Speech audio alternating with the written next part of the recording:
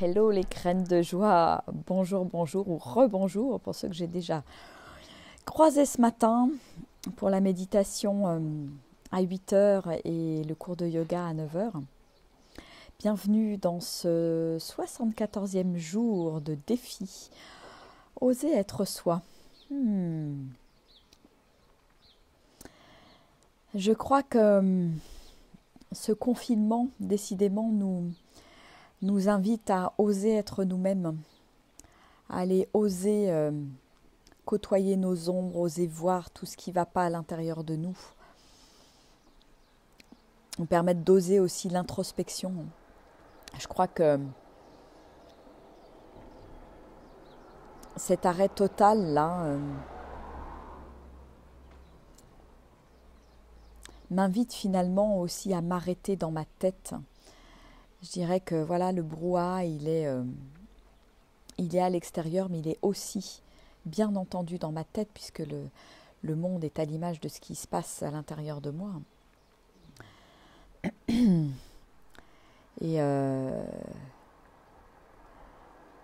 ouais, ces temps ne sont pas forcément faciles pour tout le monde. Là, j'ai de temps en temps des personnes au téléphone qui me demandent des accompagnements, etc.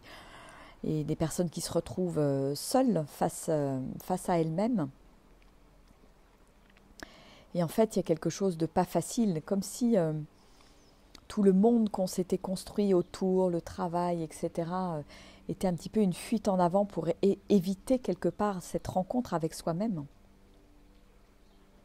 Et là, c'est comme un peu la levée de rideau et ce côté contraint, forcé, obligatoire de faire face à soi-même, de rentrer plus dans une phase d'introspection, de porter le regard à l'intérieur. Et effectivement, ça peut être à la fois déroutant, à la fois flippant, à la fois certaines personnes avec qui je peux échanger, il y a un côté je ne sais pas par où le prendre, je ne sais pas par quel bout commencer en fait. Tellement, je dirais, à cause du confinement, à cause de l'isolement, et ben il y a tout qui sort de la boîte de Pandore. Et je ne sais pas quoi en faire en fait. Voilà, donc l'idée c'est vraiment je dirais comme toujours pour moi, de voir le côté positif des choses. Et de se dire, bah ok, ça remonte. Et puis ça peut remonter aussi dans des relations. Je sais que pour moi, c'était pas facile la semaine dernière parce que ça me demandait de m'ajuster. Que ce soit avec Roxane, avec Armel qui est là en colocation avec nous. S'ajuster au vivre ensemble, se dire que bah oui, on est ensemble pour un certain nombre de semaines, on ne sait pas quoi. On ne sait pas combien. Et bien évidemment, oui, ça vient me titiller, ça vient me chercher là où j'ai besoin de grandir finalement, là où j'ai besoin de mettre en lumière des choses qui ne sont pas forcément très cool, des ombres, où j'ai besoin de changer tout simplement.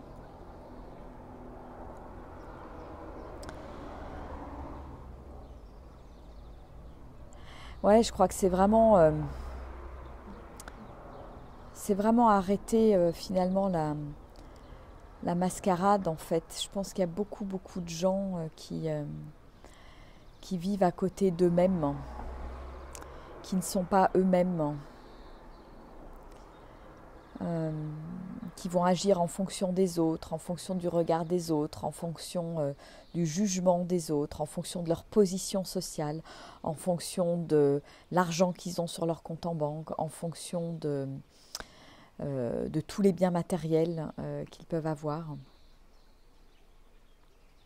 Et finalement, en fait, tout ça, ça fausse la donne. Ça nous fait passer à côté de nous-mêmes et de la simplicité de la vie, de la simplicité de l'être. Donc oui, ce coronavirus et cet isolement nous remet face à nous-mêmes, finalement. On n'a plus le choix. On n'a plus le choix, c'est le passage obligatoire. J'ai vraiment ce sentiment je pense que profondément à l'intérieur de moi, je sens que le monde sera plus jamais comme avant, que les gens vont plus retourner travailler comme avant. D'abord, il va y avoir plein sans vouloir dramatiser, mais ça paraît évident. Il va y avoir voilà, plein d'entreprises qui vont fermer, des faillites, du chômage, et tout le monde va être pris dans le tourbillon en fait. Et dans ce tourbillon, si j'ai envie de ne pas me laisser emporter, j'ai besoin d'avoir des racines qui sont profondes, les racines de l'arbre, les racines de l'être. Parce que tout ce qui est futile est en train de s'envoler. Toute la consommation, la distraction, etc. Donc tout ça, tout ça fait place finalement à qu'est-ce qui est vraiment essentiel. Tout ça fait place à des questionnements en fait. Qu'est-ce qui est vraiment essentiel dans ma vie? Qu'est-ce qui est vraiment important dans ma vie? Est-ce que j'ai envie de continuer à travailler comme ça dans les 5-10 prochaines années? Est-ce que j'ai envie de continuer à entreprendre de cette manière-là? Je pense que ça nous met vraiment face à nos questionnements en fait. C'est pour ça que voilà, il y a 2 jours, je partageais mes questionnements, mes prises de conscience par rapport à l'argent notamment. Des prises de conscience par rapport à tout ce qui est distraction extérieure. Hier, avec Roxane, je partageais. Et finalement, ouais, totalement remettre en question, mais oui, qu'est-ce qui est important pour moi dans tout ça? Qu'est-ce qui vibre vraiment pour moi? Quand il n'y a plus rien de tout ça, quand il n'y a plus que moi avec moi-même dans cet isolement forcé.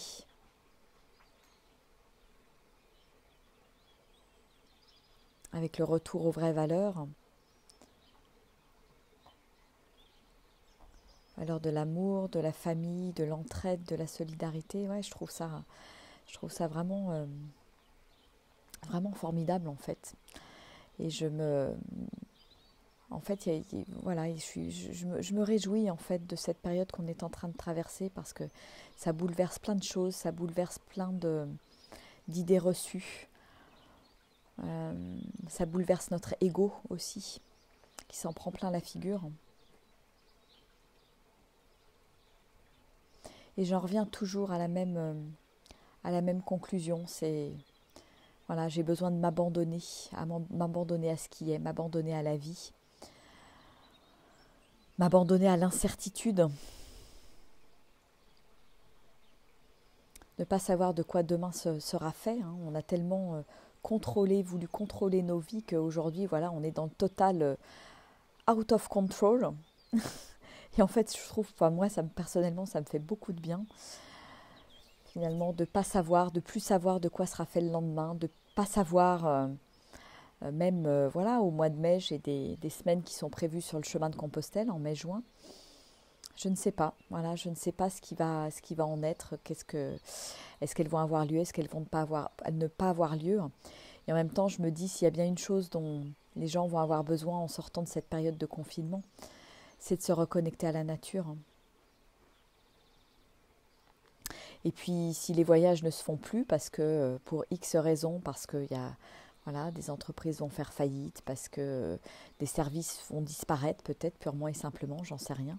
Peut-être que le dernier voyage que j'ai fait est le voyage à Hawaï. Moi qui adore les voyages, et en même temps, je me sens très calme par rapport à ça. Il y a quelque chose qui est très serein à l'intérieur de moi. Je me dis, et si c'était le début de notre véritable voyage intérieur?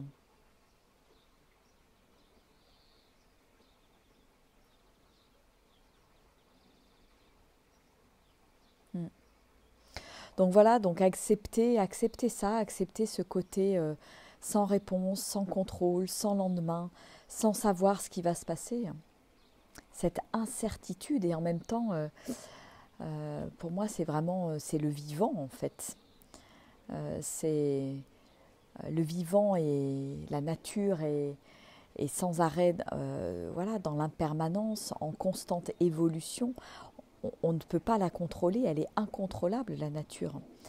Et nous, on a décidé qu'on devait tout contrôler en tant qu'être humain, qu'on devait même se contrôler. prendre le contrôle sur notre vie, prendre le contrôle sur notre mental, prendre le contrôle sur la vie, prendre le contrôle sur les autres, prendre le contrôle sur notre ego, etc., etc., etc. Et en fait, je crois que tout ça, c'est vraiment du bullshit et la seule chose qui est vraie pour moi dans l'instant, c'est l'abandon. C'est l'abandon et c'est me mettre au service. Donc oui, ça met le petit ego de côté, ça lui cloue le bec, hein, concrètement. Et en fait, je trouve ça génial. Je trouve ça génial parce que ça, voilà, ça va induire vraiment des changements profonds dans la société, tout ça. Voilà, j'ai pris le temps hier, avant-hier, etc. aussi de prendre soin de la terre, comme j'en avais parlé là il y a quelques jours, et je trouve ça chouette. J'ai ressorti mes outils de jardin parce que tout simplement je ne partais pas cette semaine à Paris, à Bruxelles, etc. Et donc voilà, j'ai décidé de m'occuper du jardin, de faire pousser mes légumes. Et puis quand Roxane a vu ça, elle me dit je viens t'aider, etc. Donc on a planté nos petites graines avant-hier. Et puis incroyable, il a plu hier, donc c'est génial. La vie est merveilleusement faite. Et peut-être que je sais pas, peut-être dans un mois ou deux, je serai contente d'avoir les légumes qui poussent dans le jardin. Je sais pas en fait, il y a quelque chose de très, à la fois un petit inconfort de pas savoir ce qui va se passer, de pas savoir comment, voilà, si je vais pouvoir continuer mes voyages, continuer les accompagnements tels que j'avais envie de les faire, etc. Et en même temps, c'est ok, quoi. Je me dis, voilà, il y a d'autres solutions qui vont arriver, il y a d'autres choses qui vont arriver, et je reste ouverte à toutes les possibilités, en fait. Et elles arrivent, j'ai l'impression, au fur et à mesure. Elles arrivent au fur et à mesure des intuitions qui descendent.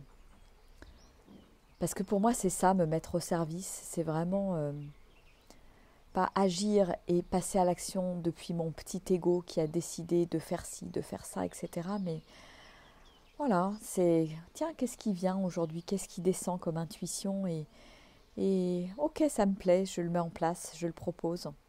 C'est comme ça que voilà, j'ai lancé ces quarts d'heure méditatifs tous les matins à 8 heures. J'ai lancé ce challenge de pratique de yoga pendant 40 jours ce matin à 9 heures. Et voilà, vous étiez un certain nombre, plusieurs dizaines ce matin à être présents en direct et c'était super. Et en fait, tous ces petits moments, pour moi, c'est des moments de joie, des moments de connexion, de partage, de diversité, de bonheur et de voir tout simplement que par plein de petites choses, en fait, je peux être utile et me mettre au service et qu'il n'y a pas besoin de proposer des grandes choses. Donc oui, les grandes choses, les voyages, c'est génial parce que c'est des expériences, parce que je sors du quotidien, justement, je sors de mes habitudes, donc je peux prendre conscience de plein de choses, de plein de schémas, etc.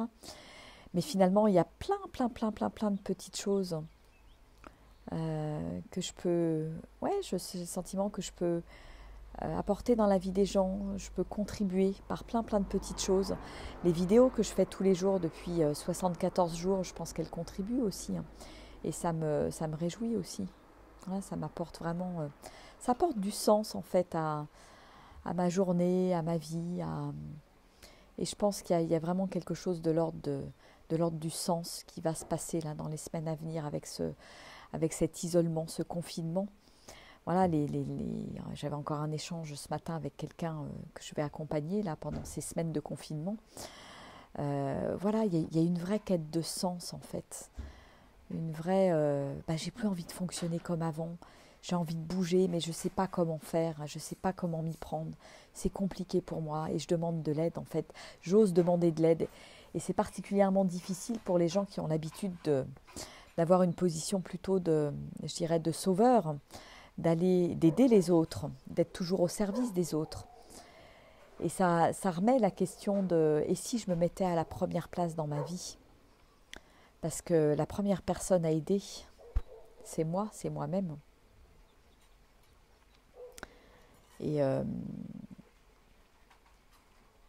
et se remettre à la première place, ouais, je pense que c'est quelque chose de vital. Et finalement, quand je me retrouve dans l'isolement, dans le confinement, bah, je me rends compte voilà, de tous les travers que je peux utiliser, inventer justement pour pas faire face à qui je suis, pour pas me faire face à moi-même, pour pas faire face à mes responsabilités, à mes choix ou mes non-choix. Parce que parfois, c'est ça. C'est vraiment le fait de ne pas faire de choix m'emmène dans une voie qui n'est pas la mienne et qui m'éloigne finalement de qui je suis.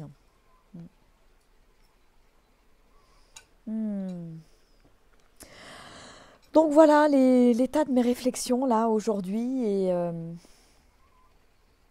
quelque chose de très très très très paisible en moi, très serein.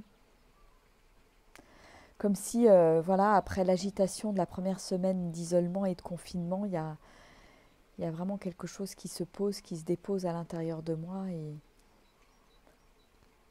le petit moi qui se calme, qui arrête de s'exciter dans tous les sens. Faut faire ci, il faut faire ça, tu devrais faire ci, tu devrais faire ça. Et c'est bon, en fait. C'est bon. Alors, je ne sais pas où vous en êtes, vous, dans cette période. Ça m'intéresserait d'avoir vos témoignages par rapport à voilà, cette première semaine de confinement. Où est-ce que vous en êtes? Est-ce que voilà, toutes les petites choses que je vous propose au quotidien, à travers le défi, à travers les méditations, chanter, les méditations plutôt guidées, le yoga, tout ça, voilà, comment ça vous parle? Et est-ce que vous auriez des envies, des besoins, des suggestions? Des choses auxquelles vous êtes confrontés en fait à travers cet isolement et ce confinement?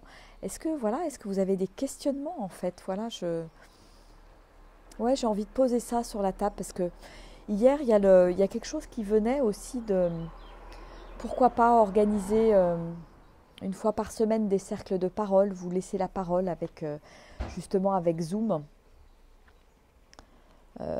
Donc voilà, est-ce que c'est quelque chose qui vous parle ou pas?